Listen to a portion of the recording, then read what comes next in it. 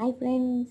మామిడికాయలంటే ఇష్టం ఉండని వాళ్ళు ఎవరైనా ఉంటారా? నాకు తెలిసి ఈ భూప్రపంచంలో ఎవరు ఉండరని అనుకుంటున్నాను. నాకైతే అన్‌సీజన్‌లో మామిడికాయలని చూడగానే ఎగిరి గంతేసినంత పనయింది. వెంటనే 2 కాయలు తెచ్చేసుకున్నాను. వీటితో ఏం చేయాలా అని ఆలోచిస్తుంటే ఏదో ఎందుకు మన ఫేవరెట్ పచ్చడి 5 మినిట్స్‌లో అయిపోయే పచ్చడి చేసేద్దామని తీసుకునేసాను.